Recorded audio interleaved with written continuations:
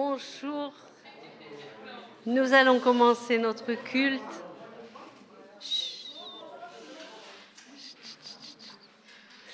Bonjour, bonjour. J'espère que vous avez passé une bonne semaine dans la joie de la résurrection.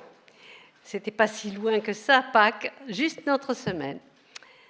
Eh bien, ce matin encore, je vous invite à contempler l'œuvre magnifique de la résurrection de Jésus. Et nous allons commencer avec le psaume 118, quelques versets. La pierre qu'ont rejetée ceux qui bâtissaient est devenue la principale de l'angle. C'est de l'Éternel que cela est venu. C'est un prodige à nos yeux. C'est ici la journée que l'Éternel a faite. Qu'elle soit pour nous un sujet d'allégresse et de joie. L'Éternel a ressuscité et glorifié Jésus. Il est digne de recevoir nos louanges. Alors je vous invite à chanter « Je loue ton nom, Éternel ». On va se lever.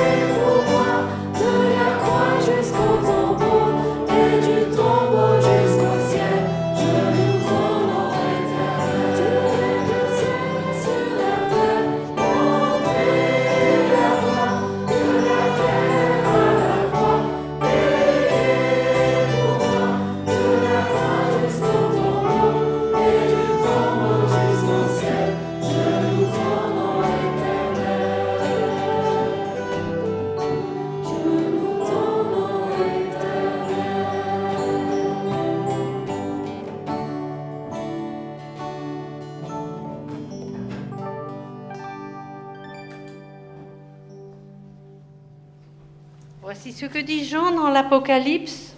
Apocalypse 5, je regardais et j'entendis la voix de beaucoup d'anges autour du trône et des êtres vivants et des vieillards. Et leur nombre était des myriades de myriades et des milliers de milliers. Ils disaient d'une voix forte, « L'agneau qui a été immolé est digne de recevoir la puissance, la richesse, la sagesse, la force, l'honneur, la gloire et la louange. Et toutes les créatures qui sont dans le ciel, sur la terre, sous la terre, sur la mer et tout ce qui s'y trouve, je les entendis qui disaient « À celui qui est assis sur le trône et à l'agneau, soit la louange, l'honneur, la gloire et la force au siècle des siècles. » Nous allons continuer à chanter. Chantons l'agneau immolé qui a été glorifié. Chantons à l'agneau sur son trône.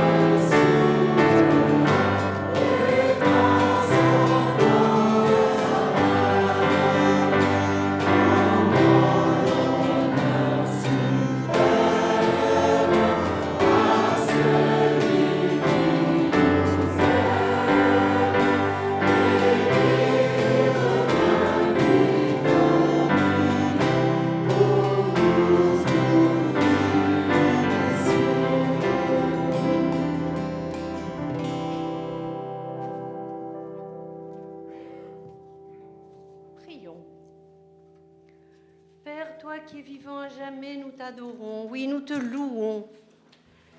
Nous contemplons tes œuvres magnifiques qui nous réjouissent. La résurrection de Jésus a bouleversé l'humanité. Elle lui a donné la joie du pardon et l'espérance d'une vie éternelle. Ô Seigneur, sois béni à jamais. Nous te prions de conduire l'enseignement de ta parole aux enfants et aux jeunes de l'Église, de te révéler à eux et aussi de bénir ceux qui les accompagnent. Oui, Seigneur, à toi la gloire et l'honneur en Jésus. Amen. Les enfants peuvent donc sortir et vous pouvez vous asseoir, oui.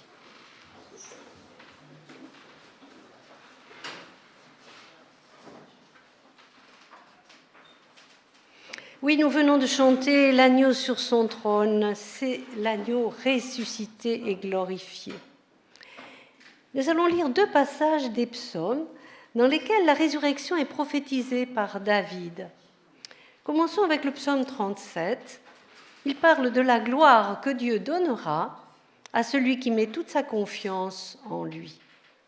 Voici. Fais de l'Éternel tes délices, et il te donnera ce que ton cœur désire. Recommande ton sort à l'Éternel, mets en lui ta confiance, et il agira. Il fera paraître ta justice comme la lumière, et ton droit comme le soleil à son midi. Dans ces quelques versets, on reconnaît déjà l'attitude qu'a eue Jésus pendant son arrestation et aussi sur la croix. Il ne s'est pas vraiment défendu, il n'a pas rouspété, il ne s'est pas rebellé, mais il a recommandé son sort à son Père et il a mis sa confiance en lui. Alors, qu'a fait Dieu ? Il a fait paraître sa justice comme la lumière en le ressuscitant. Et son droit, c'est-à-dire ce qui lui revient, comme le plein soleil en le glorifiant. C'est magnifique de voir déjà ces annonces. J'ai choisi aussi le psaume 16, qui prophétise le repos éternel et glorieux du juste. Ce sont des versets que vous connaissez. J'ai constamment l'Éternel sous mes yeux. Quand il est à ma droite, je ne chancelle pas. Aussi mon cœur est dans la joie, mon esprit dans l'allégresse, et mon corps repose en sécurité. Car tu ne livreras pas mon âme au séjour des morts. Tu ne permettras pas que ton bien-aimé voie la corruption, mais tu me feras connaître le sentier de la vie. Il y a d'abondantes joies devant ta face, des délices éternelles à ta droite. Là non plus, Jésus n'a pas vu la corruption. Il est ressuscité. Il est vivant pour toujours et il est assis à la droite de Dieu dans la joie et pour l'éternité, ces fameuses délices éternelles. Alléluia. Alors gloire à l'Éternel. Par sa puissance et son amour, il a fait se relever Jésus de la mort. Et nous avons ainsi une espérance inimaginable. Eh bien, nous allons encore chanter. Chanter le roi éternel, le roi immortel. Si vous voulez vous lever.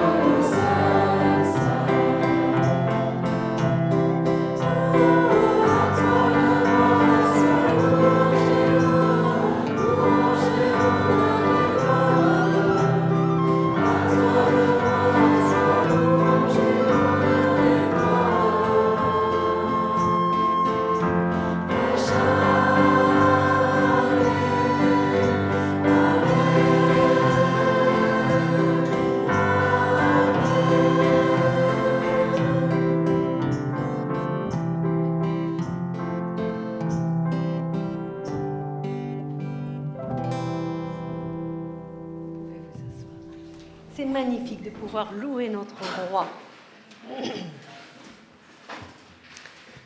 Vous vous souvenez de ce que Moïse a ordonné aux Hébreux, esclaves de Pharaon, juste avant leur libération de l'Égypte.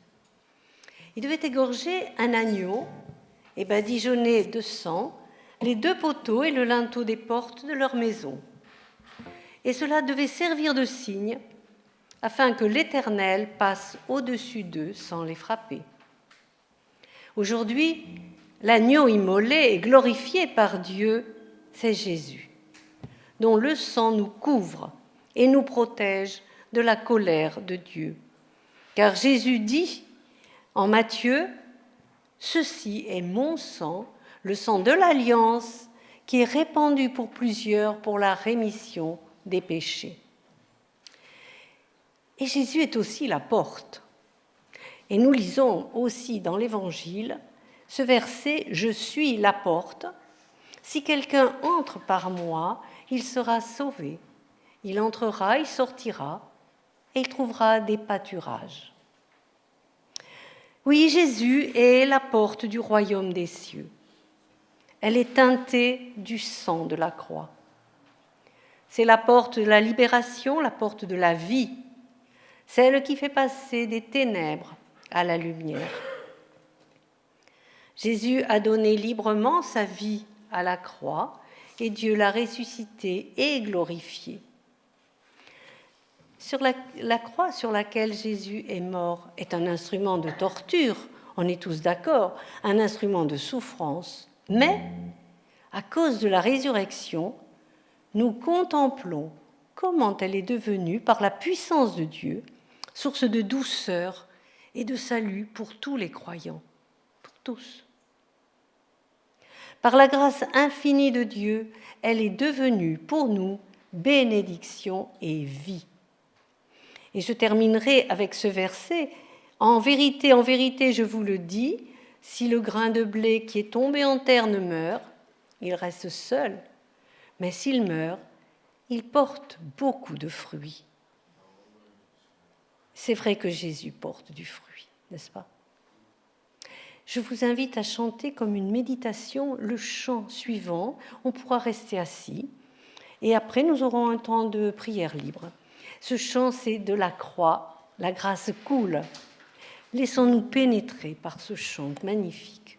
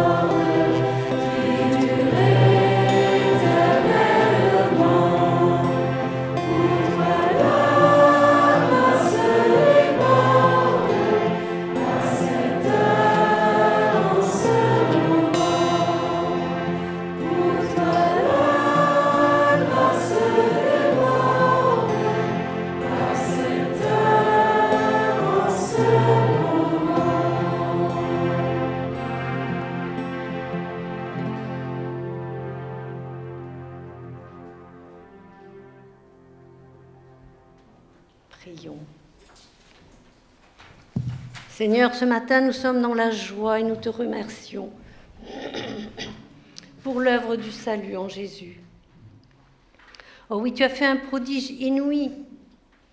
Par le sacrifice de Jésus, tu as ouvert les cieux pour nous.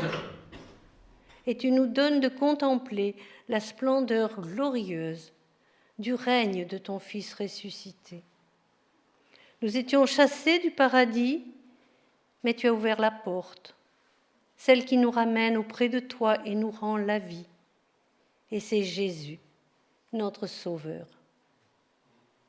Nous ne cessons de te louer, de te glorifier pour cela, Seigneur, tu es bon. Béni sois-tu à jamais.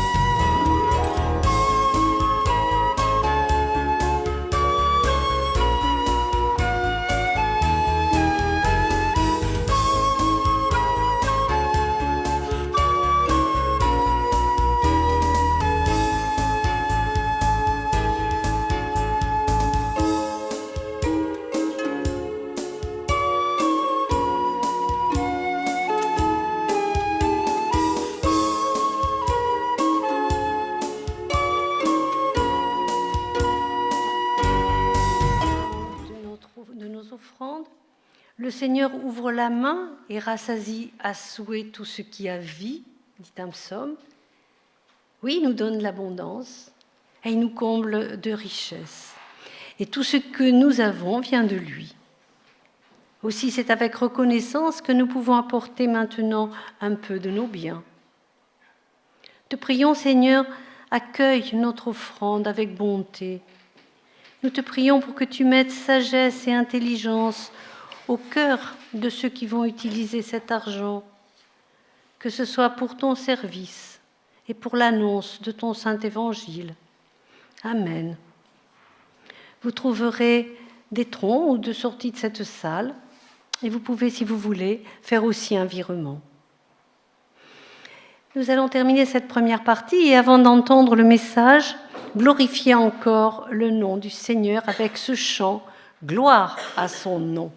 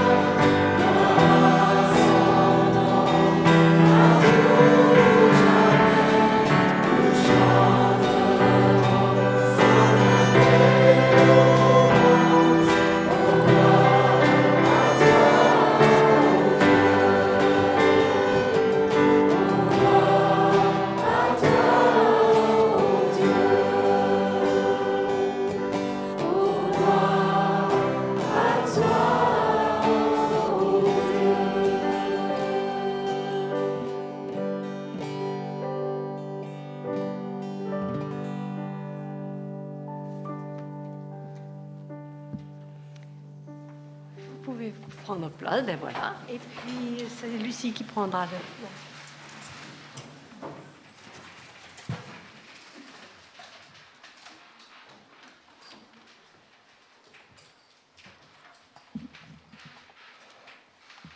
Bonjour à toutes et à tous.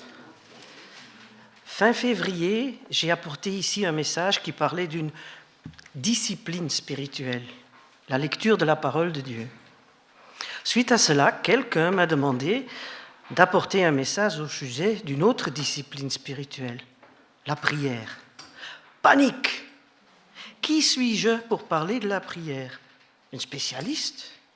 Quelqu'un parfaitement à l'aise avec le sujet?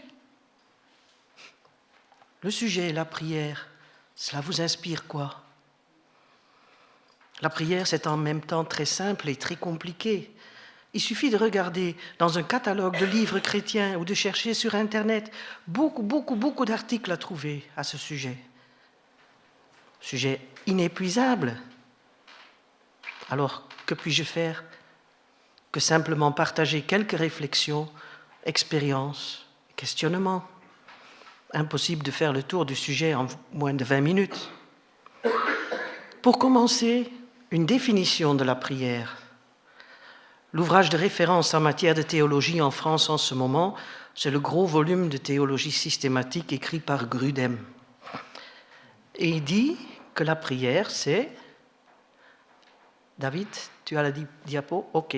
C'est la communication personnelle avec Dieu. 3 éléments. Dieu, communication personnelle. D'abord, Dieu, comment on le considère? Qui est-il? Ton Dieu? Mon Dieu? Le vrai Dieu? Quel Dieu? Deuxièmement, communication. Comment? Pas par téléphone, pas par mail, pas par visioconférence, pas par courrier, pas par tous ces moyens archi-connus et utilisés dans la communication avec autrui. Communication, oui, mais comment? Et puis, troisièmement, personnel.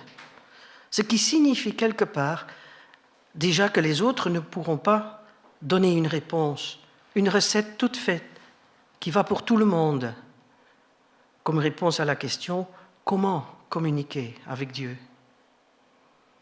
On le fait avec sa personnalité, tous ces traits spécifiques selon son passé qui font de chacun un être unique. C'est toujours un « je » qui communique avec Dieu. Comment le vivez-vous, cette communication personnelle avec Dieu? La prière, selon les évangiles, semblait être pour Jésus, pendant son séjour sur terre, la plus évidente des choses. Il priait en public, il sortait tôt le matin pour prier, il passait toute une nuit à prier. Jésus est censé être notre exemple, nous sommes ses disciples, ceux qui le suivent. Alors pour nous, prier en public, c'est plus facile pour les uns que pour les autres, pour les extravertis plus que pour les introvertis. Et puis tous ne viennent pas d'un milieu où c'est habituel de parler, de prier à haute voix. Sortir tôt le matin pour prier. Le réveil, c'est l'engin qui me rappelle mes rendez-vous et m'oblige à me lever rapidement, mais pas forcément pour prier, à moins que ce soit planifié, écrit dans mon agenda. Et passer une nuit à prier, bien souvent je n'arrive même pas à rester éveillé toute la soirée devant un film. Alors prier toute une nuit. D'ailleurs, Jésus n'a-t-il pas été déçu de ses disciples, incapables de prier même 1 heure avec lui? Matthieu dit qu'il ne pouvait pas garder les yeux ouverts.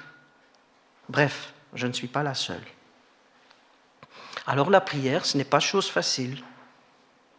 Bon, je vois, vous n'êtes pas d'accord, je l'admets, vous avez raison aussi. La prière est en même temps la chose la plus simple au monde. Il suffit de regarder des reportages télé à l'américaine et vous entendez à tout bout de champ « Oh my God !» Ce qui est en soi déjà une prière. Ou on regarde une émission avec des moines ou des religieuses, tous la tête inclinée, les mêmes habits, la même posture, la même tonalité. Mais que c'est facile de réciter ensemble des prières préécrites? Est-ce de la communication personnelle avec Dieu, le « Oh my God », la récitation de prières dites liturgiques? C'est de la communication unilatérale vers Dieu ou vers un concept de qui est Dieu. Et là, on touche une première vérité. La prière dépend de la vision qu'on a de celui ou de celle que l'on prie. Par exemple, il est tout à fait normal de prier Marie pour les chrétiens de l'Église catholique. Pourquoi? Parce qu'elle croit que Marie est au ciel, auprès de Dieu, qu'elle est vivante, qu'elle intercède pour nous. Donc, au départ de notre action de prier Dieu, puisque nous, les évangéliques, ne prient pas Marie ni les saints, au départ de ma prière est ma réponse à cette question que Dieu nous pose à chacune, chacun, à l'exemple de cette interrogation des disciples par Jésus. Qui dites-vous que je suis?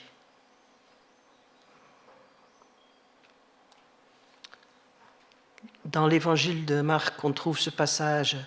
Jésus part avec ses disciples vers les villages voisins de Césarée de Philippe.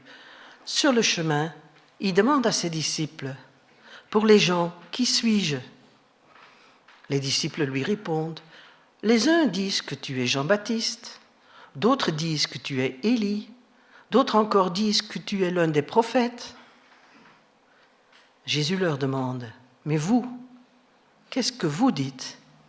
Qui suis-je » Pierre lui répond, « Tu es le Messie. » Le peuple juif à l'époque attendait un Messie, un délivreur, parce qu'il souffrait de l'oppression des Romains qui avaient envahi leur territoire.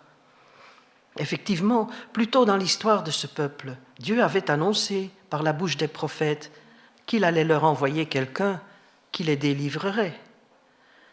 Les disciples attendaient un Messie, mais ils ne s'imaginaient pas que ce Messie pourrait être vraiment le Fils de Dieu lui-même. Lorsque les disciples commencent à comprendre, plus tard, ils demandent à Jésus de leur enseigner à prier. Ils l'ont vu, entendu prier. Et le Maître leur donne alors une prière exemplaire qui ne commence pas par « mais demande ». Dans le Notre Père, les premières expressions sont comme une réponse à la question « Qui dites-vous que je suis ?» Notre Père. Il est Père. Il est notre Père. Je reconnais appartenir à une famille. Que ton nom soit sanctifié. Je reconnais la sainteté de Dieu. Que ton règne vienne. Je reconnais que Dieu doit être celui qui règne dans ma vie et sur terre. Que ta volonté soit faite. Reconnaissance du fait que la volonté de Dieu prévaut sur ma volonté, mes souhaits. Qui dites-vous que je suis? Ce n'est que dans un deuxième temps que la personne qui prie le Notre Père exprime des demandes qui le concernent, du pain, le pardon, la protection, etc. Dans l'évangile de Matthieu, cette instruction concernant la prière, le Notre Père, se situe dans le Sermon sur la montagne, où un peu plus loin, Jésus dit que notre Père sait déjà de quoi nous avons besoin.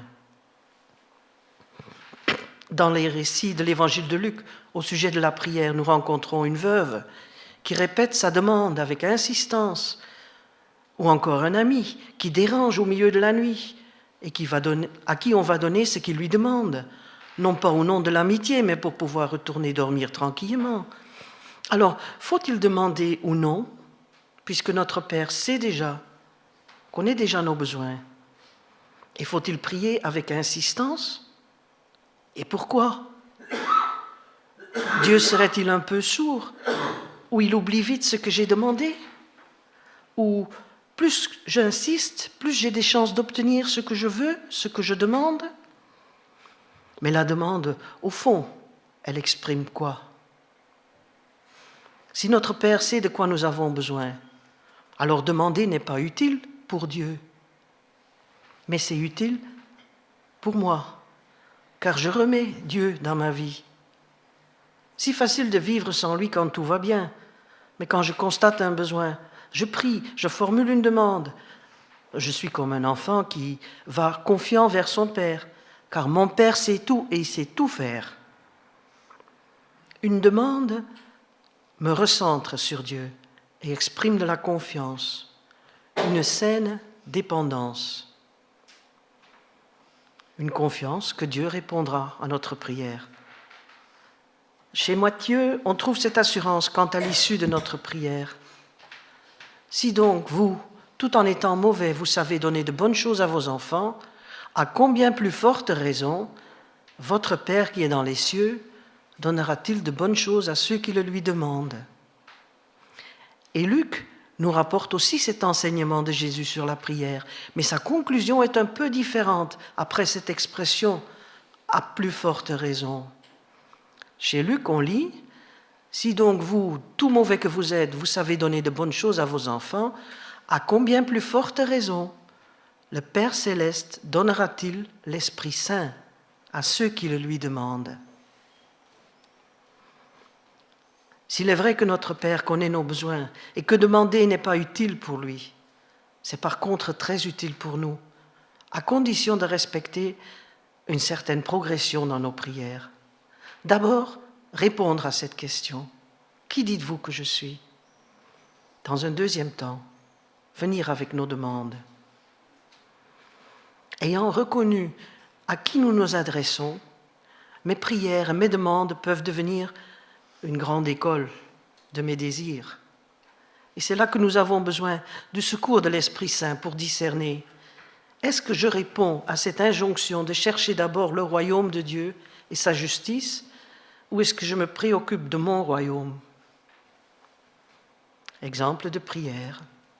Fais que ma fille réussisse son bac, qu'il fasse beau pour la fête d'anniversaire, que ma cousine supporte bien son traitement contre le cancer, que je puisse obtenir une augmentation de salaire, etc.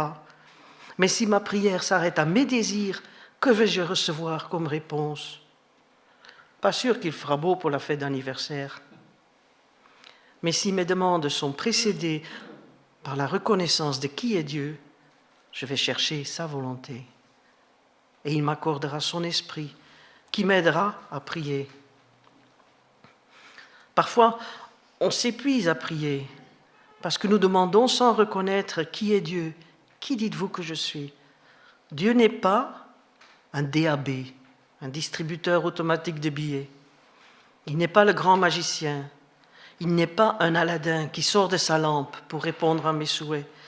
Il n'est pas un grand tyran dont je dois fléchir la volonté. Pour que ma prière soit reçue, entendue, il faut qu'elle soit selon la volonté de Jésus, de Dieu le Père. Et comment savoir cela? Sans l'aide de l'Esprit Saint. L'Esprit Saint sonde nos cœurs, connaît nos désirs, est capable de les transformer en désirs selon la volonté de Dieu. L'Esprit Saint nous aide à prier, il intercède pour nous. Paul l'écrit aux Romains, de même aussi l'Esprit vient au secours de notre faiblesse, car nous ne savons pas ce qu'il convient de demander dans nos prières. Mais l'Esprit lui-même intercède par des soupirs inexprimables. Et celui qui sonde les cœurs sait à quoi tend l'Esprit. C'est selon Dieu qu'il intercède en faveur des saints. Nous ne savons pas ce qu'il convient de demander. Mais cela ne veut pas dire que, parce que l'Esprit intercède pour nous, que nous n'avons pas à prier nous-mêmes. À quoi ça sert de prier? Demandez-le à Jésus. Combien de fois dans les évangiles nous lisons qu'il sortait pour prier? Mais pourquoi Jésus priait-il? Vous vous êtes déjà posé la question? Est-ce que je peux suggérer qu'il avait besoin de prier?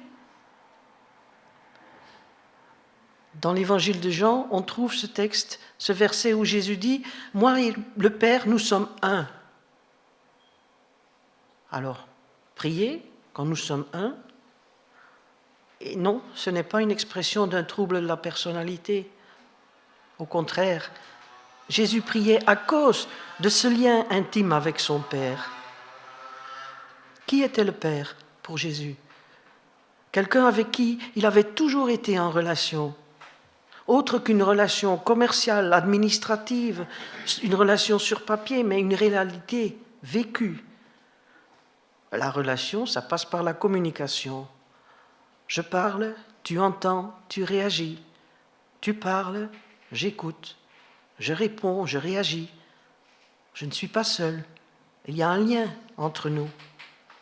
C'était le cas pour Jésus et son Père, mais c'est aussi le cas pour chaque chrétien et son Père céleste. Si vous avez du mal à prier, cherchez dans les évangiles les occasions où Jésus priait. Si lui, il avait besoin de ce lien vital avec son Père, vous aussi. Et c'est un lien qu'il faut entretenir, même si ce n'est pas toujours simple, je l'admets. Il y a tant de choses à faire, je n'ai pas le temps pour prier. Ou serait-ce l'inverse?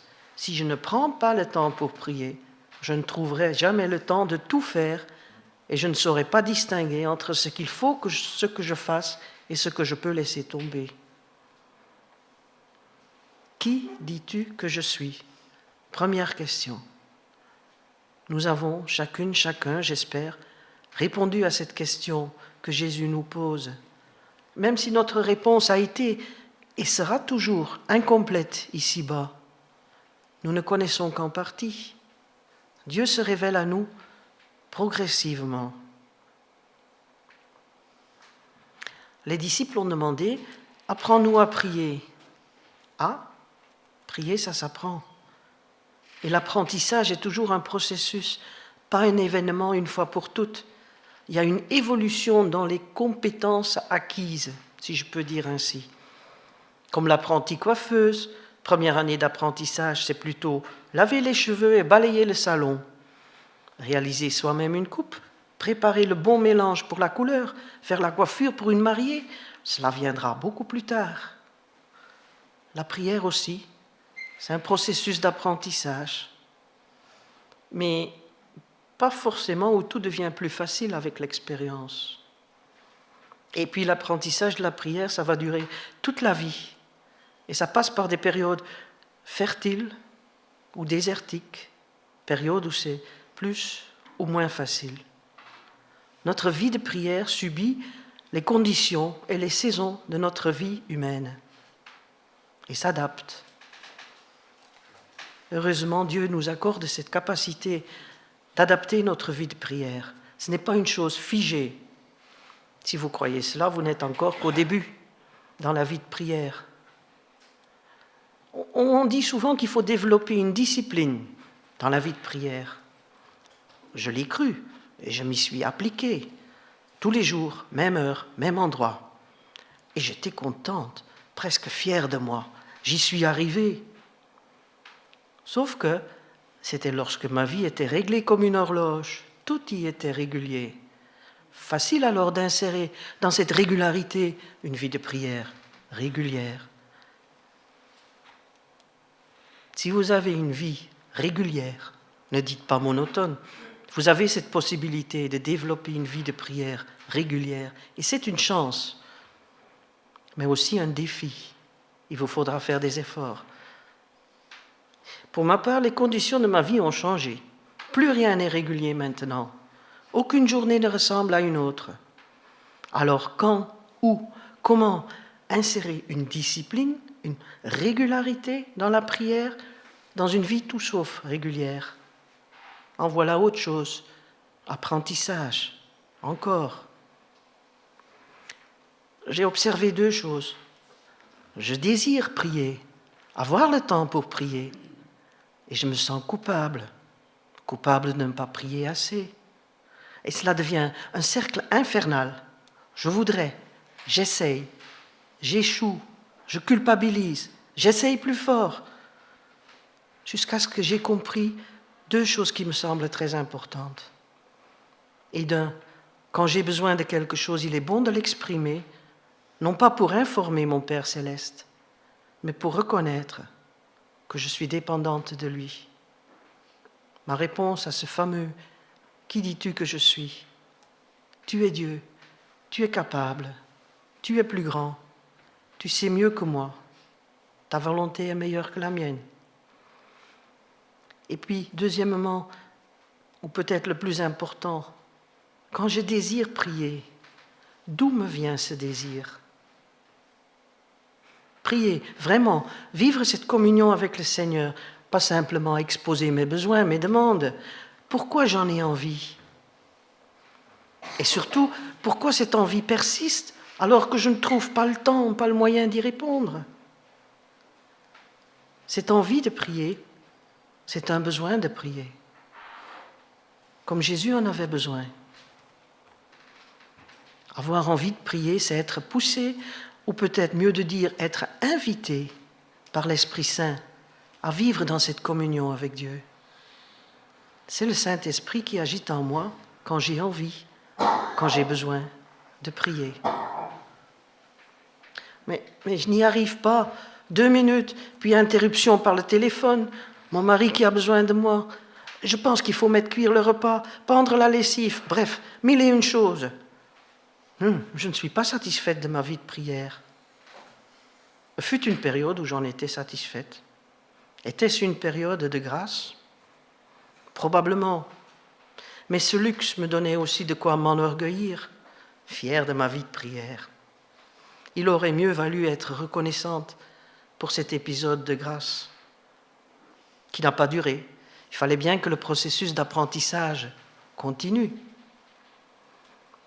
En même temps d'avoir ce désir de prier et constater le manque, venait aussi ce sentiment de culpabilité qui essaye de me pousser à faire plus d'efforts, à y arriver par mes propres forces.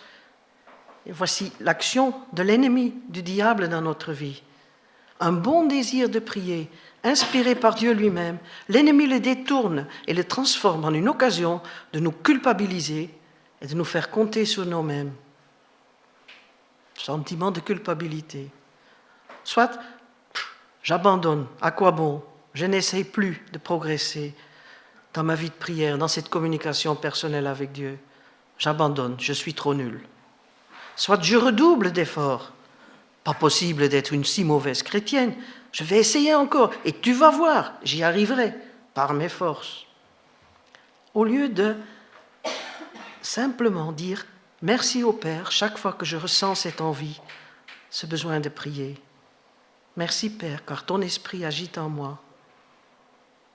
C'est un don, une grâce d'avoir envie de prier.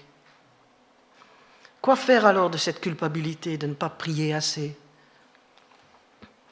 Pour ma part, j'accepte que celui qui me donne cette envie me donnera aussi des occasions de passer du temps de qualité dans la prière, la communication, la communion. Dans la mesure du possible, je prévois des moments pour cela, des occasions. C'est occasionnellement. La régularité n'est plus dans mes objectifs. Si l'occasion m'est accordée, je la saisis des 2 mains. Si l'occasion se fait attendre, j'attends. Je ne culpabilise plus. Par mes propres moyens, je peux faire quelque chose, mais pas tout, pour que ma vie de prière soit comme je voudrais, car ma volonté sera encore imparfaite. L'Esprit en moi me donne envie de prier, de chercher Dieu. Je réponds, et c'est toujours partiellement, toujours insuffisant. Je désire plus ? Oui, et pourquoi ? Saint Augustin, père de l'Église, a écrit au IVe siècle « Tu nous as fait pour toi, et notre cœur est sans repos jusqu'à ce qu'il se repose en toi. » Les prophètes ont écrit « Vous me chercherez, vous me trouverez, car vous me chercherez de tout votre cœur, je me laisserai trouver par vous. » Alors commençons simplement par répondre « Qui dis-tu que je suis ?» Je dois conclure, mais il reste beaucoup à explorer. Je n'ai fait que commencer le sujet. Quelqu'un d'autre le complétera peut-être un jour ou l'autre. Je veux simplement retenir 3 choses. Prier, c'est répondre à cette question. Qui dis-tu que je suis ? Question personnelle que le Seigneur pose à chacun. Deuxièmement, nous ne savons pas comment prier, quoi demander. C'est Paul qui l'écrit aux Romains. Mais commençons, et l'Esprit Saint viendra à notre secours. Et troisièmement, prier, c'est une grâce de pouvoir avoir une communication personnelle avec Dieu. Avoir envie de prier, c'est un cadeau divin. Disons simplement merci pour cela. Et admettons que nous sommes tous en apprentissage de la prière, quelque part sur ce parcours qui durera tout le temps que nous sommes ici-bas sur la terre. N'abandonnez pas. Prier est un besoin. Prier est une grâce. C'est parfois simple, parfois difficile. Je vous invite à prier.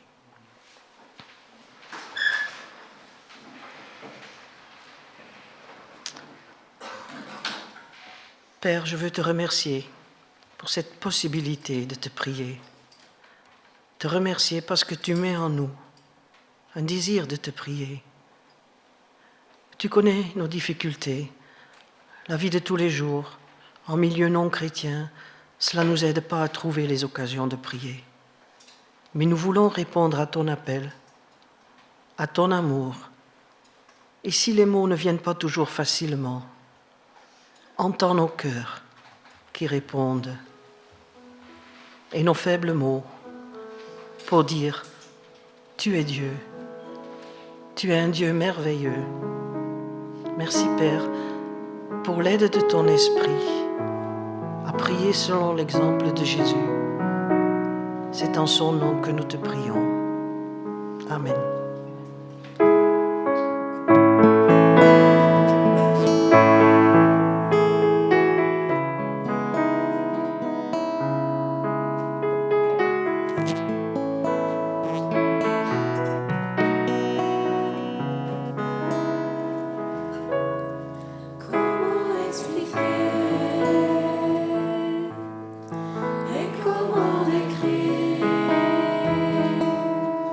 Un amour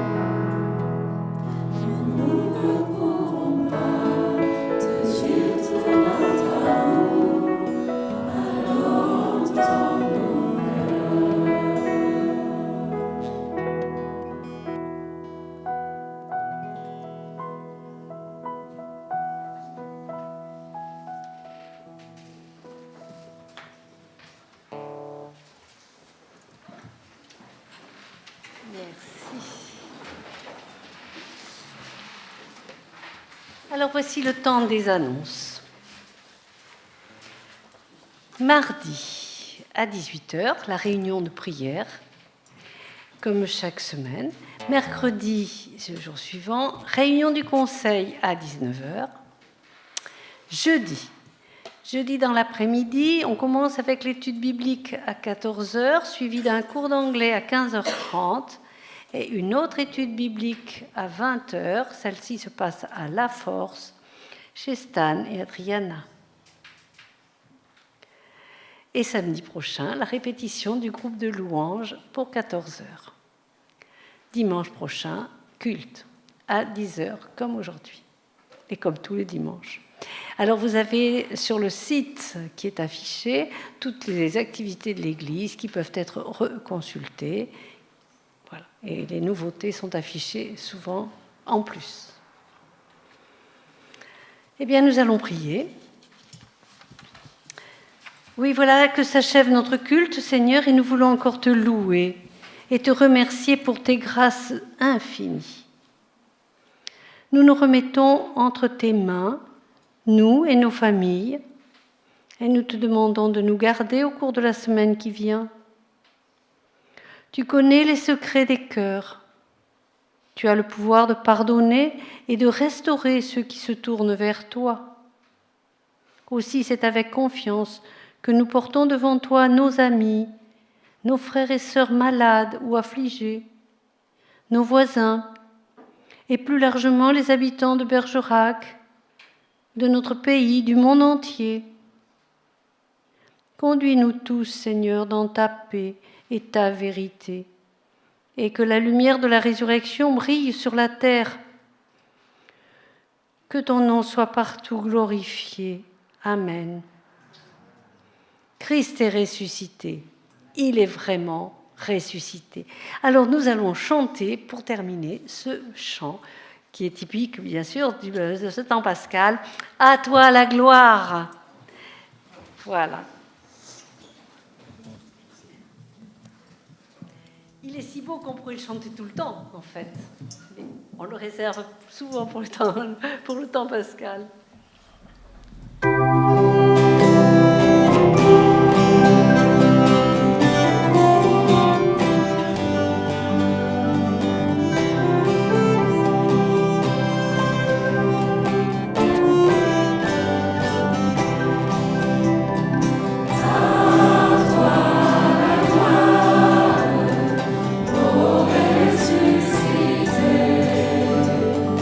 À toi la vie.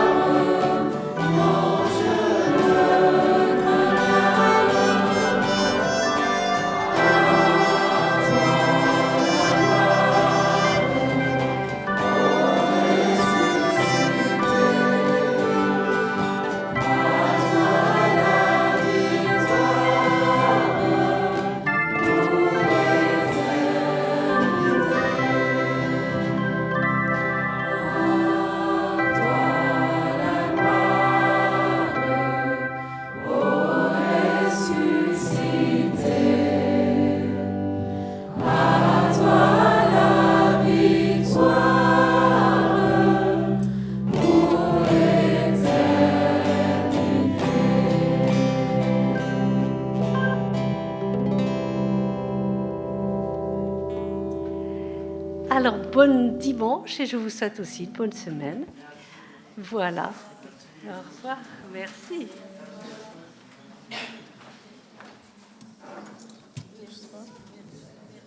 Celui-là.